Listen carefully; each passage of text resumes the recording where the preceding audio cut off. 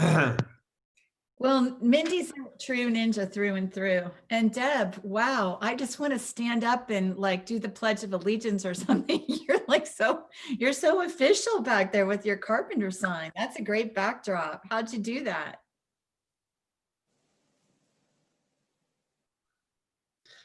If you go down by that your little camera and you see the little arrows, it allows you to add a virtual background, and then it allows you to add a picture. So I just Googled carpenter logos and found that one and added it, and here we are. Well, you're a woman after my own heart. It's all about the branding, right? It's all about the branding. Looks like we're up to 69 people, Michelle, and it's almost time. We're missing, like 60 people.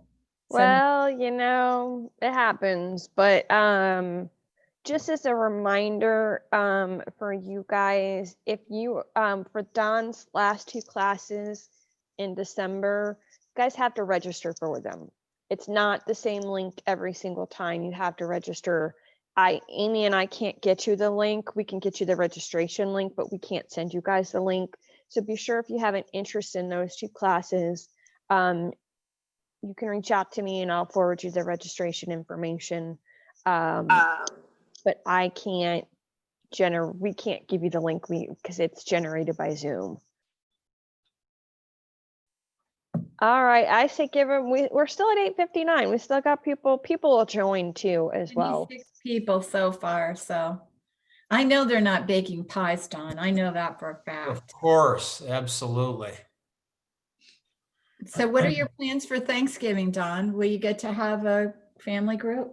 Well, we usually have multiple events because it's hard to get everybody together at the same time. So that works out okay. So we'll have a thing with my folks and then a thing with our kids later on in the day tomorrow. So we're pretty fortunate. We don't really have to travel for holidays. Most everybody's close by.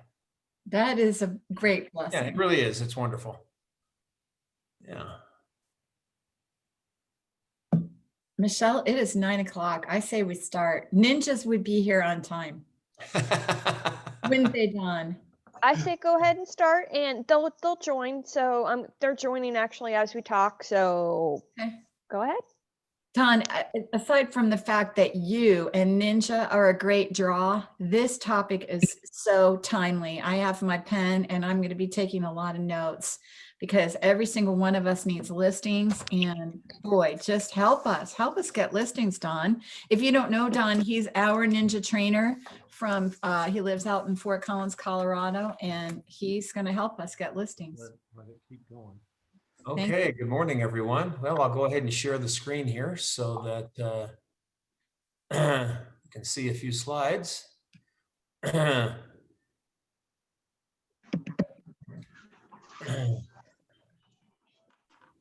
great to be with you all this morning, and thanks for taking the time out of your day and maybe not starting your holiday preparations quite just yet, although off to my left here, the kitchen activities are about to ramp up at our house, so we know what that's all about. So let's just take a few minutes and talk a little bit about ways to generate listings in a low inventory environment.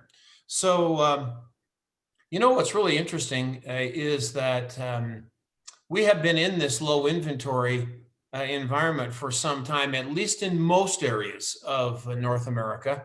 Had a similar call like this yesterday with our friends in Calgary, in Alberta, and same situation throughout most of Canada. And by the projections that are being made, we're going to be in there. But if we get everyone to mute their microphones, that'd be fantastic. Then we won't have those interruptions. That'd be awesome. But the point is that I think we're going to be in this low inventory environment for a while. So let's get used to it and do some stuff and be prepared to see how we can help some folks and really identify people who are either going to need to or want to move. So the way some of our industry tries to find leads is by buying leads, internet, generation leads and that sort of thing. Obviously, that will work in some cases. It's very expensive. We saw a report the other day from the National Association of Realtors that identified that over the last few years, realtors have spent billions of dollars, invested billions of dollars in internet lead generation. We think there's a better way, and a way that allows you to keep those financial resources in your own pocket. And that is to simply focus on relationships. Now, we say simply, it's not that simple. It takes work and it takes effort. But, we kind of build on this idea that the quality of the relationships in your database, in your sphere of influence, have the ability to create referrals and business opportunities for you for years or decades to come. And so the overall Ninja philosophy is to focus on people who know us, like us, and trust us, build that relationship and make that happen. Now, I was at a Ninja installation about a year ago, and we were talking about relationships and that sort of thing. This one guy raised his hand and he said, "Don, I have a big team and we do lots of transactions and we do very, very well." And he says, "But we don't," he says, "we focus on the future. We don't focus on the past." And what he was really saying there is that in his team, they did not keep track of people that they sold houses to or they did transactions with. They just continued to grind through the transactions, always looking toward the future. I thought, wow, that takes a lot of work, a lot of effort. And think of the missed opportunity in that team of not paying attention to the people that you have done business with previously, or people that have the potential to do business with us. And they already know us, like us, and trust us. So we think it's much easier. It's a simpler way to do business, to just keep track of those relationships. So today we're going to talk about 10 ideas to generate listings in a low inventory environment. And before we go any further, this may be a little bit of a repeat from last week, but I'd like you to write down somewhere on your handout, maybe the first page of the handout somewhere, and that is our job description for the relationship building process. And we think this is really critical to understand what it is that we're supposed to do. We think the job is this. Get ready to write. Okay, here we go. To become the source of real estate information. To become the source of real estate information for the people who know me. Now that's really critical, because we're not talking about becoming the source of real estate information for all of central Indiana. What we're talking about is really putting a laser focus on that group of people who know you, like you, and trust you, your database. And if we can do that, I think we can show you that there's an abundance of opportunities for leads and referrals, right? So our topic today, generating listings in a low inventory environment, but focusing on people who already know us, like us, and trust us. All right, so one of the benefits of this is that if we focus on this group, of our sphere or our database, these leads are generally higher quality. They don't cost very much to develop, and we have the potential to create what we call a continuous flow of buyers and sellers, not what we call the porpoise effect of some realtors' businesses, where we have business coming in, we get real busy with transactions, we close those transactions, we go right back down into the valley and become unemployed again. And that's no way to live. So let's take a look and see what we got. First of all, we recommend this Ninja Business Tracker. And if you've been to a Ninja installation, you've received a copy of this tracker. I'll make sure that Amy has a digital a copy of this that can be forwarded on to you if you don't have a copy of this, but it's on one page, an ability to track a realtor's business with a warm list, a hot list, under contract, and closed. And the idea is keep those 4 categories full and the leads and referrals will come in. So just a very quick overview of that. A warm list for those people that are going to be doing business with us, but it's not right now. It could be later on. Primarily, this is a group of people we've identified that have some change going on in their life, and we'll do more on that in just a minute. A hot list are people going to be buying and selling with us in the next 90 days. And then, of course, under contract and closed are obvious. And the idea here is we just fill out this Excel spreadsheet, review it on a weekly basis, keep it up to date, and it gives us a very clear idea of our potential, past, present, and future. The past would be all the closed transactions, the present, everything under contract, and the future is those critical 2 categories on the left of your warm list and hot list. And the way that we keep those buckets or those categories full is this concept known as flow. So flow is just simply defined as frequency of interaction, and that is the ability to stay in touch and communicate with people that are in our database or sphere of influence. The way we do that, of course, is with the Ninja 9. So we've gone over this multiple times. We're going to do it very quickly here this morning. And the focus, I think, today is not whether or not you've heard this stuff before, but how much of it have we absolutely implemented. Let's really focus on that. So here are 5 items that'll help us, things we should be doing every day. It's really the secret to staying in touch, and that is to focus on the right energy, a focus on gratitude. It's this idea that we have a vibe or an energy that comes off of us, and people are attracted to the right energy or the right vibe, and a mindset of gratitude is a way to do that. Second one is to show up and time block your schedule so we can have some focus on stay on your agenda. When we say time block, we mean something as simple as an hour a day in the morning to do these 9 things we're talking about right now. Realtors sometimes, in a very well-meaning effort to serve their clients, end up losing control. We lose control of our calendar by letting people set up appointments with us at any time. And while that is well-intentioned, it doesn't work real well because it is kind of the opposite of focus. It has us doing a bunch of running around all day long.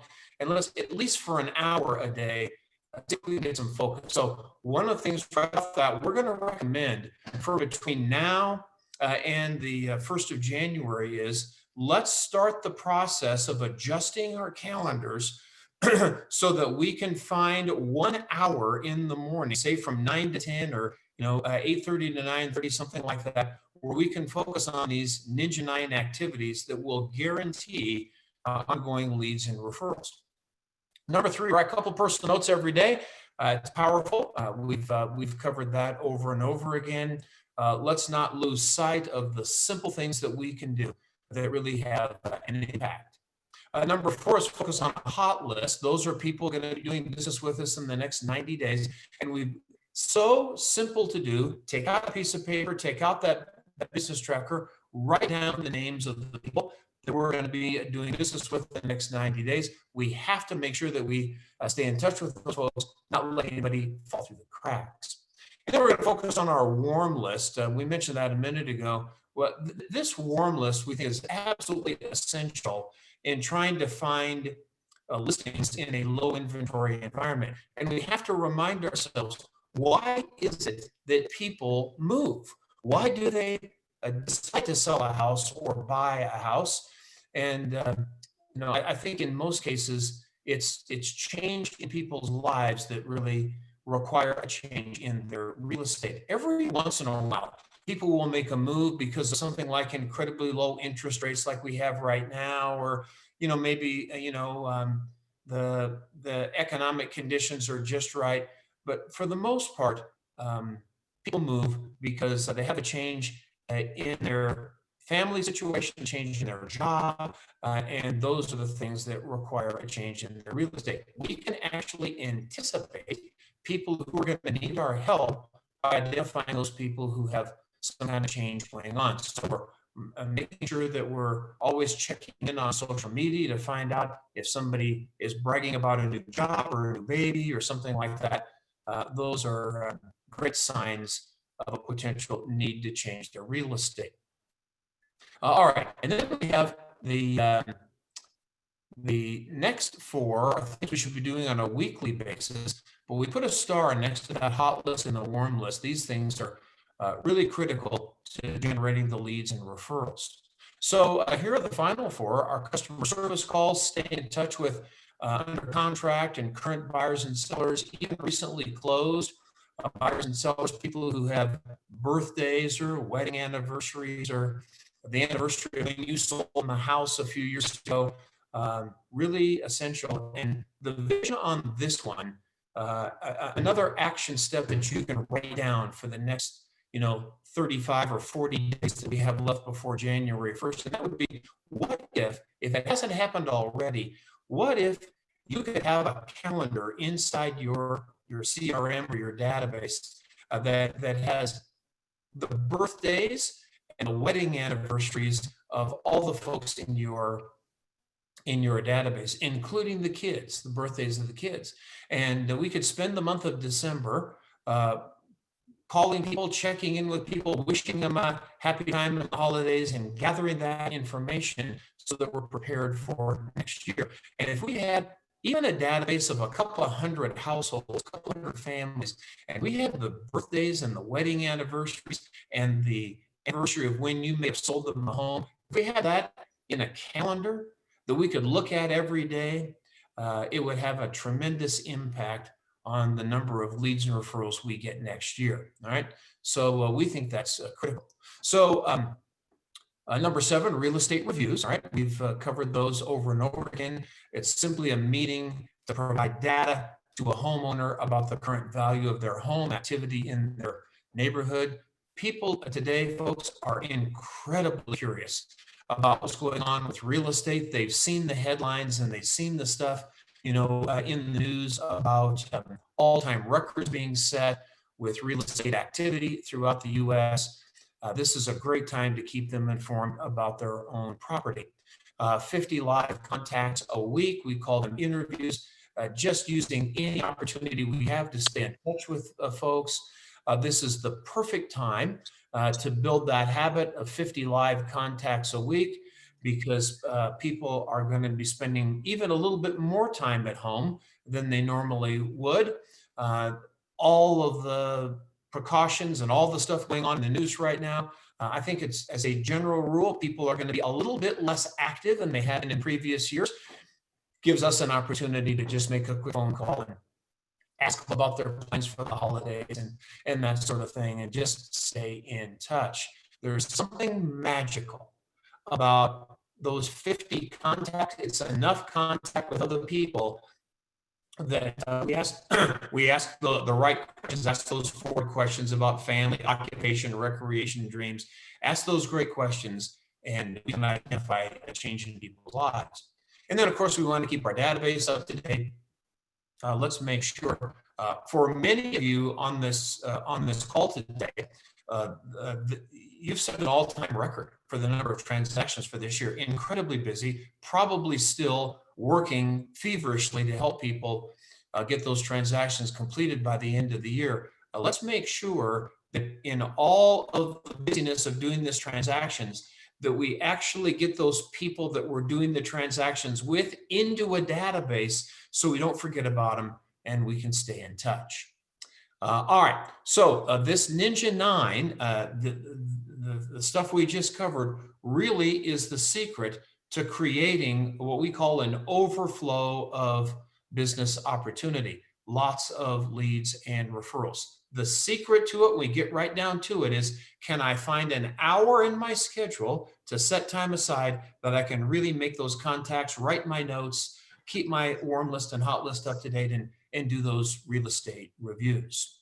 Now, the idea here, we mentioned a couple of minutes ago of what drives the real estate market and why are people moving. Certainly there can be economic conditions. Right now, record low interest rates have people in the move up market. There's absolutely no question about that. We need to make sure we take advantage of that. But really, in most cases, there's also some kind of change going on in people's lives that drive that need or that desire to make a change in their real estate.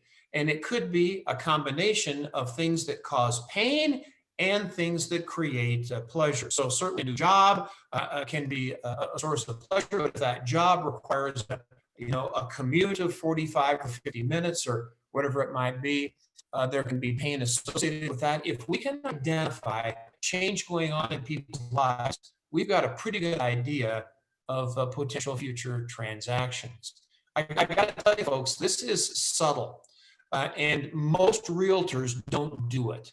And so if you just take the time, we're going to really encourage you to take a look at your database. It would be as simple as printing out your database on a hard copy, take a look at it, look at each name, each family, bring those people into your mind, and see if you can identify, do they have any change going on in their life that might potentially require a change in their real estate. So ninjas are masters at recognizing change. All right, we're on the first page of our handout. If you have the handout for today, well, we're about 2/3 of the way through that first page.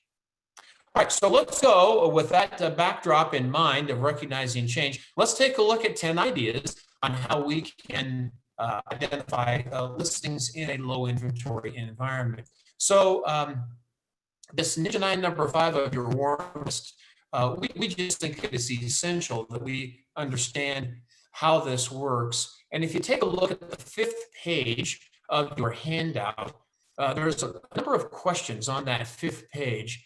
And it's really a template to try to identify people who have change going on in their lives. And so we can ask ourselves these questions. We can use social media to help identify change. People will often reveal those kinds of things going on in their social media posts. And a good sort of rule of thumb is that about 20% of a given database has enough change going on at any given time that they could be on your warm list. So if you've got a database of a couple of hundred families, 35 to 40 or so of those families probably have something going on that would potentially require change in their real estate. Let's just take the time to identify those people. And we really think that social media can be a way to help in that area. We think it's an amazing resource. Now, we do think we have to use it the right way, all right? And so we think that to pull information out of social media by identifying the change going on, pain and pleasure that people are displaying on social media is a great way to add people to your warm list. We also have a caution with social medias. The caution is that it can drag us into a bunch of distraction, and using social media as some sort of entertainment activity, to keep us distracted. That's not the idea. But if we can check in, limit the amount of time there, and identify what's going on with our people, then that's really a good use of our time. And then the suggestion, of course, is to respond offline. So the example of this, if I check my social media, I find that a friend of mine, or someone I've sold a house to, has just had a new baby, or maybe they got a new job, or they're talking about their kids who have gotten college scholarships, or something like that. Instead of responding offline, even something as simple as a birthday, let's pick up the phone and call. Be the only one to call those people. Be the only one to send a congratulations card or a note through the mail, and really set yourself apart and be differentiated. All right, that really is the key. Okay, so let's take a look at a couple of other things here. Idea number 2 on our list is our customer service calls, right? So these are just calls to stay in touch with people, current clients under contract, recently closed, birthdays, and so forth. And we really think that that's a great opportunity to provide what we call fabled service. You know, isn't it amazing, folks? Here we are, talking about doing a great job for our clients. And I just have to tell you, in real estate, generally speaking, the bar for customer service is not set that high. How about this? Someone could actually think you're doing a spectacular job of helping them just by the fact that you proactively stay in touch. That's not that tough to do. All right. So we can do that. And we can, it also reduces interruptions. If we're the ones making the calls, then our clients aren't calling us and interrupting stuff that we might be doing. So let's be the ones to initiate the calls. And it does help you throughout the rest of your day. And it's a great way to generate leads and referrals by asking great questions and paying attention to change. So we think our best source of referrals are our current clients under contract, even people recently closed. And the reason for that is this thing, the reticular formation of the brain. Everyone has a reticular activating system, and it allows us to focus. And so when people are focused on real estate, because they're involved in a real estate transaction, they pay a lot more attention than they normally would to real estate type things. So you can stay in flow with those people. And let's remember that everyone knows at least 4 people who are going to move next year. That's really the secret to staying in touch. How do I access and earn those referrals? By being the source of real estate information. All right. So the mindset here, my next transaction embedded in the current transaction, we think this is so critical for ongoing leads and referrals. And that is, I get a new buyer, a new seller gets referred to me. My first thought is, okay, what do I have to do to be so impressive with this buyer or seller that they will want to tell a story about me and refer me to one of their friends or family members or coworkers before the end of the transaction? Now, that's something we say to ourselves. We don't say it out loud, to the client. And let's just do a great job, and the referrals will come in. All right. So number 3, if you want to move to the next page on our handout. So we think real estate reviews are a fantastic way to generate leads referrals. In fact, folks, I would say it probably, in my mind, is the very best and fastest way to generate some business is to do some real estate reviews. And month of December is a perfect time to get involved in these real estate reviews. And all it is, of course, is a simple market overview, not a full-blown market analysis.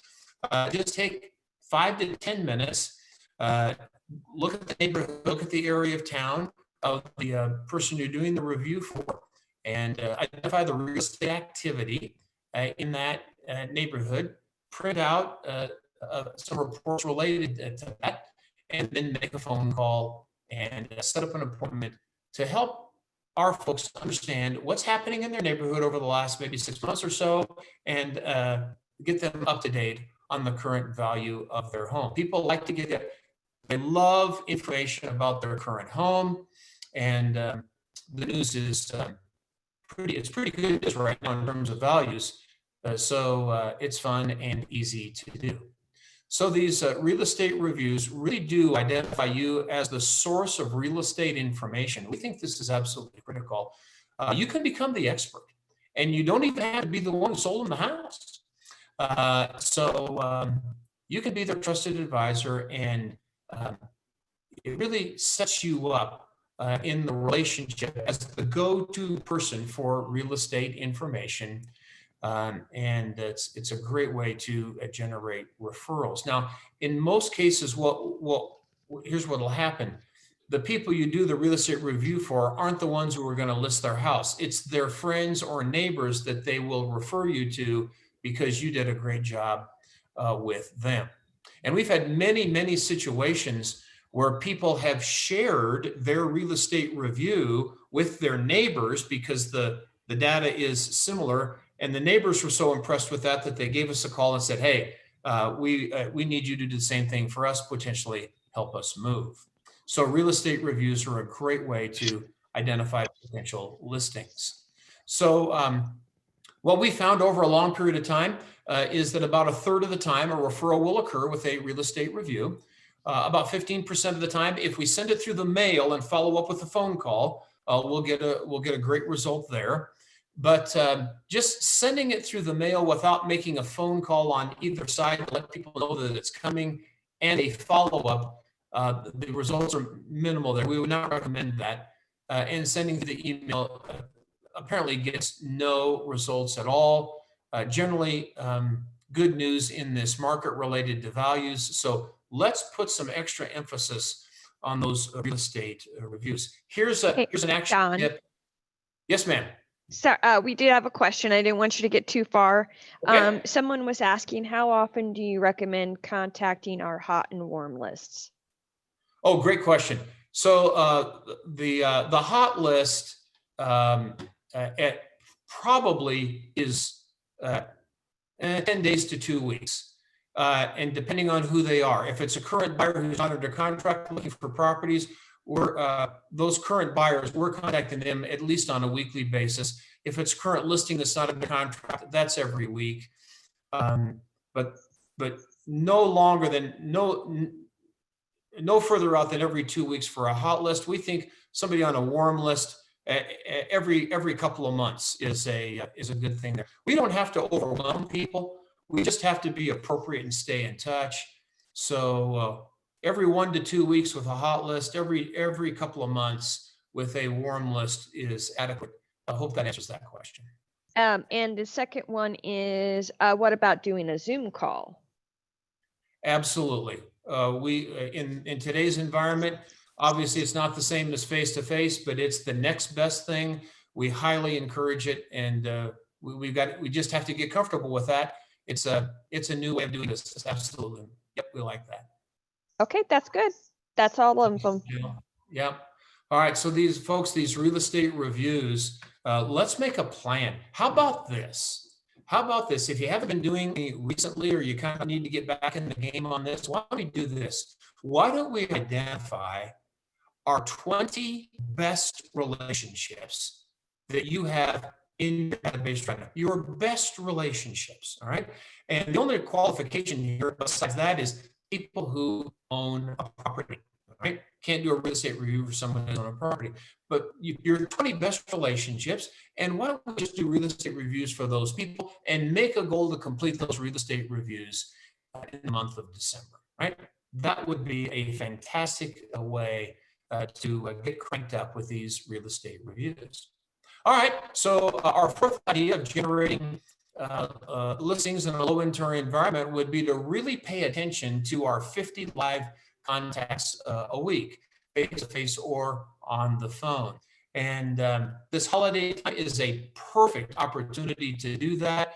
The call is simple. Call them up. They'll answer the phone because they've got plenty of time on their hands. You can ask a couple of family or occupation or recreation questions. And then the question is, hey, it's been a weird year. How are you guys spending the holidays? Tell me what you're doing. Let's talk about your plans.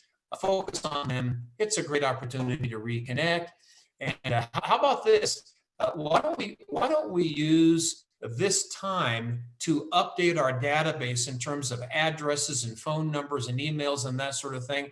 And we can simply use this opportunity to let people know that we're going to send out a few holiday cards this year, and we wanted to make sure we had their current contact information so we could send them a holiday card, a Christmas card, or something like that. It's a perfect opportunity to get that database up to date. Cool thing about it is, Don, yes, one more question for you here.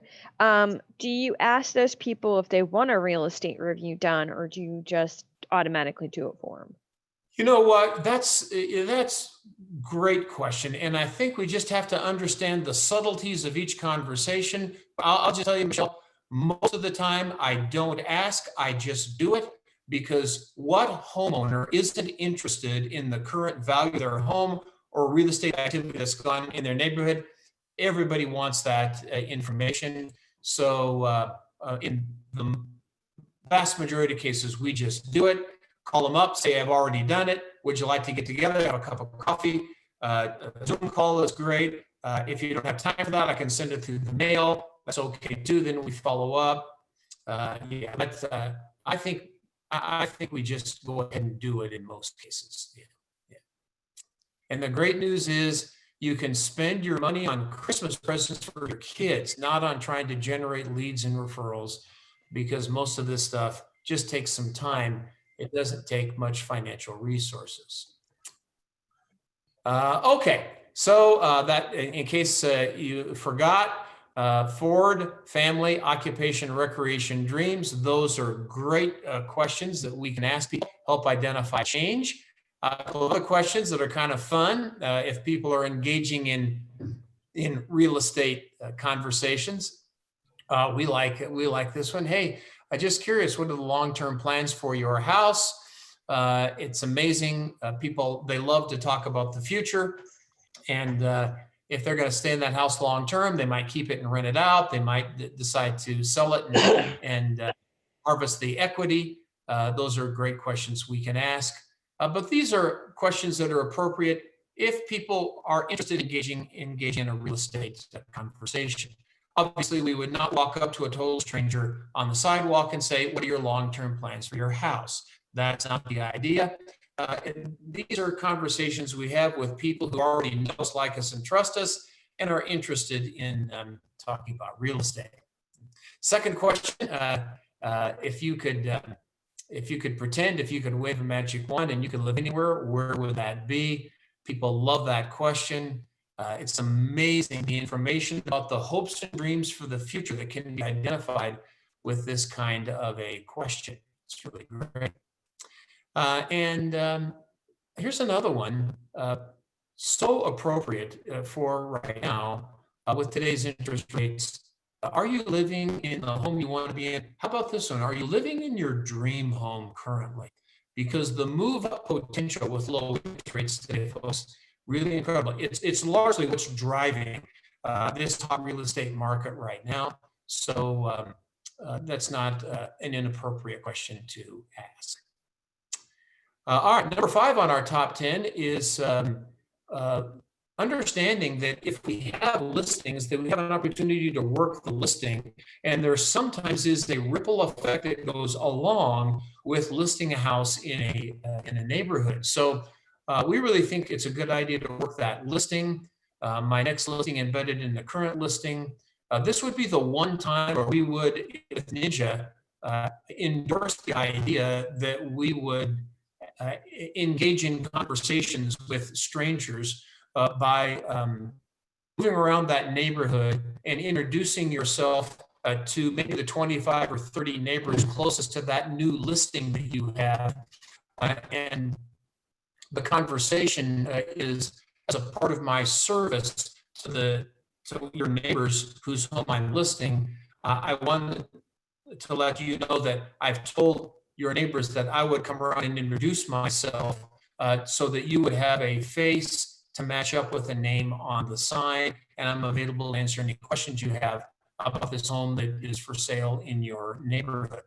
And let's do a quality color brochure, and we like the idea of doing a what we call a listing launch or a neighborhood open house that's kind of a VIP thing just for the neighbors.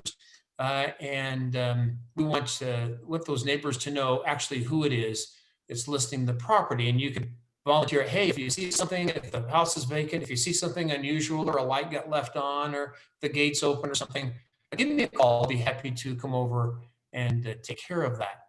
And folks, I know that you have really experienced this on occasions, but oftentimes when a house goes in the market in the neighborhood, it will generate other listings, and people then will also decide to move.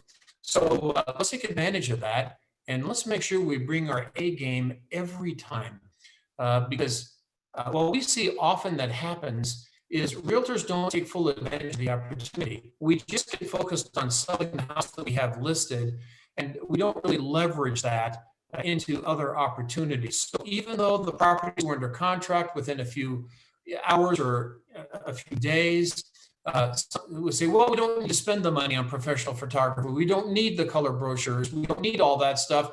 the house is going under contract on the first day. Yeah, you do need that stuff because people are watching, and they're watching how we stage properties, how we market properties, how we prepare properties for sale, and understand that people who come into open houses and people who are looking for houses are also often sellers, and the neighbors are also potential sellers. So let's make sure that we do that.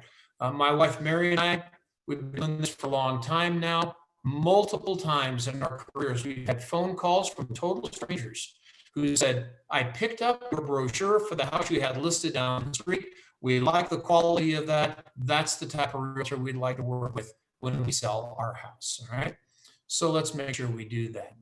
All right. Number 6 on our top 10 is open houses. Now, open houses aren't a thing in all areas, but if open houses are still okay in your area, then we have a couple of suggestions. If they're not, if there's a moratorium on open houses right now, then we just disregard this idea for the time being, but it's only temporary. But we like the idea of the Curious Neighbor open house, and oftentimes we'll put a brochure or a little postcard together like this, send it out, to the 50 or 60 houses around that house that we're listing, and invite people to come to an open house that is specific to the neighbors. Usually it's an evening type deal, have a little wine and cheese or something, and it's all good. Obviously appropriate for the times that we're in right now. And, we have to understand that with open houses, the people who come into open houses, they have patterns, all right? And so most start with an internet search, then they'll drive by. Open houses are really important for people who are thinking about moving. And when they come in there, they're already on some level kind of pre-qualified because they're bothered to come in. And isn't it amazing? 2/3 of all buyers have a house that they need to sell. So we can ask some questions at open houses that we really like, and they're in your handout. And let's see. I'm double checking here. I guess these questions aren't printed in your handout. So if you'd like to take notes, we really like these questions for open houses. First of all, let's make sure we have buyer packets available we can provide to people. They really add value, everything they need to know to be able to purchase a home. It's really great.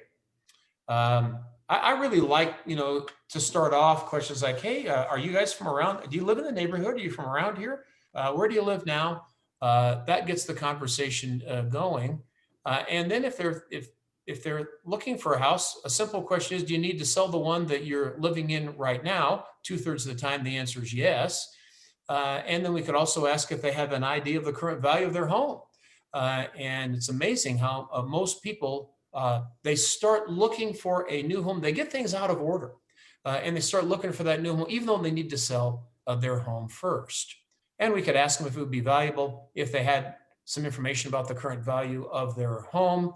And you could make an offer to swing by the house after your open house to just do a quick walkthrough and offer to put together a market analysis for them. So here's the ninja mindset when it comes to open houses. I'm going to do an open house, not with the idea, certainly buyers are an option, but how about if I do an open house with the idea that I'm really trying to identify listings, all right, in addition to buyers. So I reserve some time after the open house for some informal listing appointments to tour the homes, have listing packets and buyer packets available. Let's take full advantage of listings that we do have because our next listing is embedded in our current listing. All right. Okay, got a couple more here and then we'll be done. So, I think sometimes people who they own property in your local area, but they live out of town can be an option for finding listings. So one thing we could potentially do is to identify a neighborhood and have your title company identify the list of people who own property there. And generally there's an address on the public records. If that address is an out-of-town address, we could contact those folks and offer a market analysis or a real estate review of that property. Now, one of the things we did, this is a couple of years ago, is we put together the postcard, had a little fun with it. And we sent this postcard out, and have you seen your Fort Collins investment property lately? Well, we actually offered to drive by and take a photograph of the property for owners that are out of town and do a real estate review for those people. Folks, this happened to me just the other day.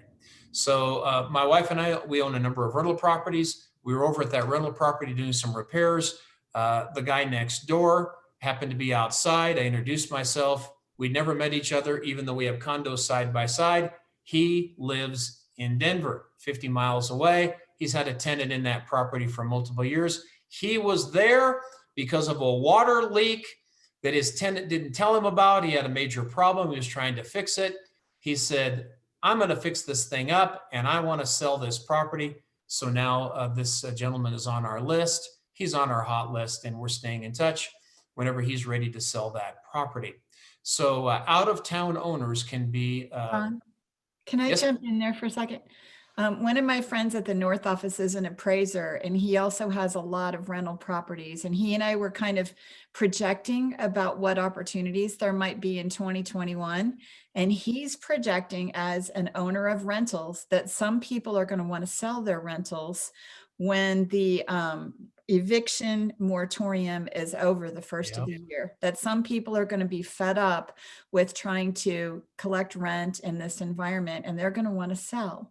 So if we had a crystal ball, one might think that those people with rental properties might be a good person to put on your warm list right now. Amy, you are absolutely right. In fact, Mary and I did that very thing ourselves. And our last idea, number 10, is going to focus on the very thing you just mentioned on investors. And how about this? In an environment where properties are going up in value, rents are going up,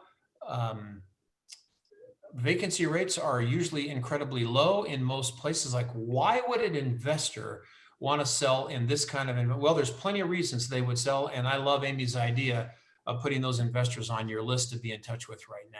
More on that in just a minute. Thanks, Amy.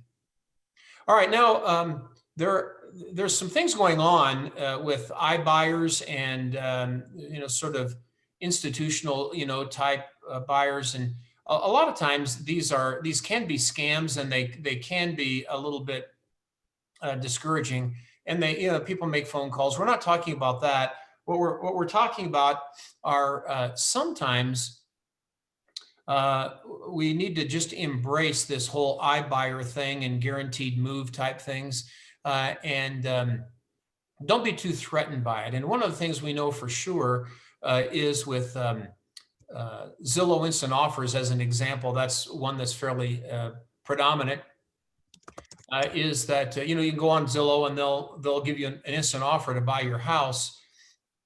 The research on this is very clear. Even though this iBuyer movement is increasing, there's no question about that, only about 1 in 80 sellers agree to sell with Zillow Instant Offers. So we don't have to be too concerned about this. I think maybe we could embrace this. Our company has had a guaranteed sale program, since the 1970s. We were doing this long before the iBuyer thing came up. But really, we just have to understand that there's 4 stages when people decide to move. The first step is curiosity. Then they get interested. Then they maybe have a desire to get more information, and they eventually make a commitment.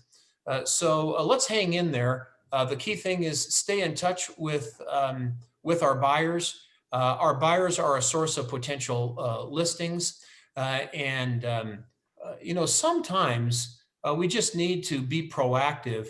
Many times the iBuyer thing, sometimes every once in a while it'll work out, and we need to maybe at the very least educate our sellers about this whole iBuyer thing, and that way we can be prepared. Okay, how about this? Idea number 9 is builder relationships, and new home buyers have a house to sell. Many times, builders will have on-site salespeople, but they don't have the ability to list a property. So maybe if you have some local builders that there's the potential for relationships there, maybe you can be the one to help sell the homes that need to be sold in order for those people to buy the new construction. We think this is a legitimate opportunity. In many cases, even some national home builders, those folks are on site. They can't do resale activity. Let's stay in touch with those people. Let's build some relationships with those on-site home builder representatives, and we might have an opportunity to list some properties. At least in our area, Amy, you tell me if it's different in your area. At least in our area, builders will take a contingent offer because the house is 4 to 6 months out in terms of being ready. The builder will take that contingent offer, and then that buyer needs someone to help them sell their house. Well, Don, what Matt and I have run into up here in Hamilton County is that the demand is so great and the builders are so swamped that they're asking all of our buyers to get a swing loan or a HELOC rather than take a contingent offer. Mm-hmm. And I don't know whether that'll change in 2021. And it might be different in Johnson County or Hendricks or Hancock County, but up here in Hamilton County, they've all told us no. They want our buyers to be pre-qualified to go ahead and get a loan and move forward. Okay, so we can get a HELOC, but that doesn't mean we have to use it. Right. Right. So that gives people time in many cases. Amy, are these builders, do they have specs available for people to buy right away, or are they out with a timeline on new builds? Those that don't have specs available right now are planning them in 2021. In fact, one builder told us that they would have 80 specs in one neighborhood. So I would say if that's strategy, I don't know if that's all the builders, but I think they all realize that these houses are going to be really valuable. Yeah. So they're going ahead and planning on specs in each neighborhood. Gotcha. All right, well, let's be open to the opportunity that if people are looking at buying a new construction home, in a lot of cases, they're going to have a house that they need to sell. Sometimes they're going to have to sell it fairly quickly. And then our last idea, Amy mentioned it, is investors. And we, towards the end of your handout there, we have some thoughts on investors. Just to let you know the power of investors. In 2009, we started a program in Colorado of doing weekly, we call them Wake Up Money seminars on a weekly basis. Wake Up Money is a ninja term for buying investment properties that allow you to make money just by waking up in the morning. And we were doing weekly workshops that allowed our realtors at our company in Colorado to bring their potential investor clients to an hour-and-a-half meeting on a Wednesday night. We provided a sandwich and had about an hour-and-a-half education session on buying investment properties. And we've gone back and looked at that over the last 11 years. We estimated that we've sold over 3,200 properties to investors simply by offering an opportunity for them to come and learn about the power of real estate investment. And how about this? Since 2009, this is an estimate, but somewhere in the neighborhood of $400 million in appreciation for people who have purchased investment properties from us as a result of those seminars. So this stuff works, and investors are unique individuals and they're smart, and they may be in a time when they want to sell. So let's take a look at just some few things here quickly. We could do some work ahead of time, try to identify for investors what kind of equity they have in their properties, and ask the question, if you could wave your magic wand and do anything with that equity, what would you do? And the responses are amazing, you know? So how about this? Some investors would say, you know what, I'm a happy camper. we're good to go here. I'm just going to continue on. That's fantastic. Those people might even want to buy more. But some will want to refinance and put that equity to work, buy more properties. That'll give us an opportunity. We see people doing that around here, at least in northern Colorado. If you bought an average home, like a $200,000 home in 2012, that property has gone up in value by about $125,000. So there's lots of equity out there to buy more properties. Some will want to sell their rental properties, or maybe a couple of them, to be able to buy their dream home. That's a real thing. And some may want to sell an investment property to buy a second home, a vacation home, a house by the lake, or maybe a vacation rental or something like that. So that's an opportunity. Some people are going to cash out and pay for their child's college education, or even pay off some student loans. This is a golden time to be in touch with your investors and kind of see what their situation is. So isn't it interesting that of these 6 ideas we mentioned so far, 4 out of the 6 involve selling something? And let's be in touch. Here's another one. Some people use it as an opportunity to get out from under consumer debt, or credit card bills and car loans and that sort of thing. Maybe they want to, now's the time to trade up, and maybe they want to sell a couple of single family homes and buy a multifamily property or commercial property. Some people are just going to sell right now because they're worried about the future. And Amy, your comment about these moratoriums on evictions, absolutely real right now. Let's make sure we're talking to people about how they're feeling about the future. And sometimes after people collect some rental properties after a while, they might have 10 or 12, say, why don't we sell 3 of them and we can pay off the rest? We'll have fewer properties, but they'll all be free and clear. That would be an amazing opportunity. We've done this on a couple of occasions, and that is sell a property, but if you have that property free and clear, or largely free and clear, you could do an owner carry type situation, be the lender, and create revenue through an interest payment that you can collect on a monthly basis. And then people may want to buy a business or have other investments, and they use the equity for that. So you can see that all of these ideas related to investors, most of them have to do with selling one way or another. So let's be on top of our investor clients and make sure that they know their options. This could be an opportunity to create some listings. Okay, well, I think this is a pretty good thing to think about, is why are we here? Help people get from where they are now to where they want to go in the future, the life that they dream about. I think if we stay in touch with folks, really be that source of real estate information, we can help folks get where they want to go and improve our inventory at the same time. So here's a quick review.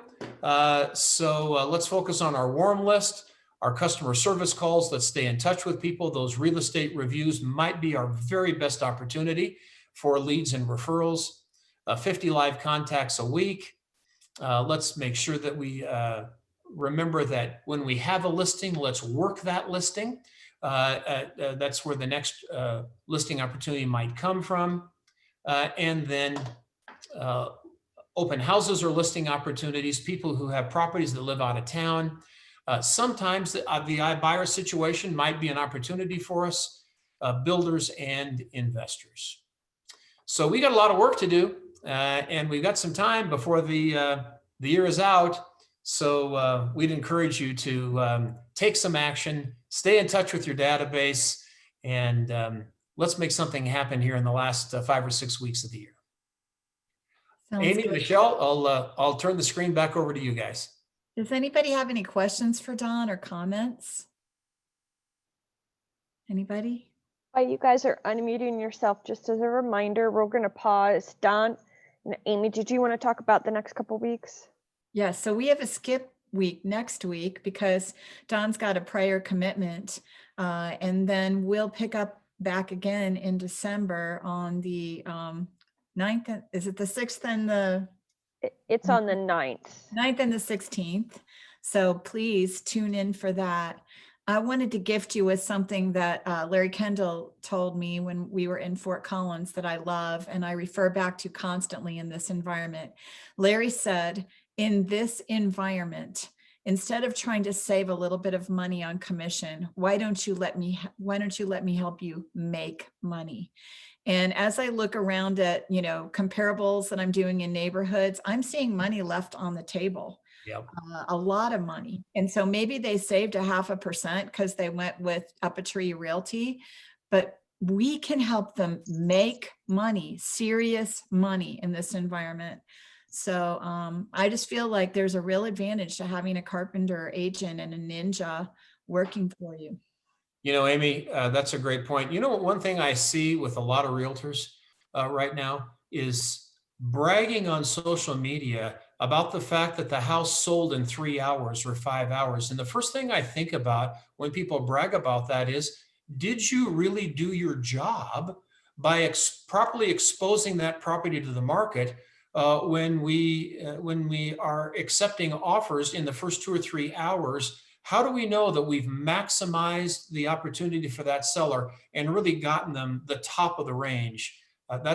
Your point is very well taken, and a real pro will make sure that that seller gets the absolute top of the market, And not just get the house under contract. That's who we have on this call too. People who are going to go the extra mile, and there will be no money left on the table. And I'll tell you what, that's a lot better than saving 0.5% on a commission. That agent can't compete with you. That's why they're discounting. And by the way, all of those people on those iBuyers, they can't compete with your relationship with your clients. Your relationship trumps that. So go strong into 2021. Know who you are, square your shoulders back and say, I make a difference. I'm valuable. I'm worth it. And when you believe that, they believe that. And I believe that about all of you. So thank you for signing on today. I hope everybody has a blessed Thanksgiving. Be grateful. It's the number one way to be confident and be a player is to just take a minute to be thankful for everything you've got. So Don, I want to thank you for sharing with us so abundantly. I know you're going to enjoy being with your family tomorrow. And I just want to thank all of you for signing on today. Appreciate you. And then if you're in my Career Start training class, you've got a quick 10-minute break and we're coming back on with Deb Kramer in just a minute. And she's going to talk with us about prospecting for new business. So thank you, everybody. Happy Thanksgiving from the bottom of my heart. I'm grateful for all of you. Thank you, Don. Everybody take care. Thank Bye. you. Happy Yep. Thanksgiving.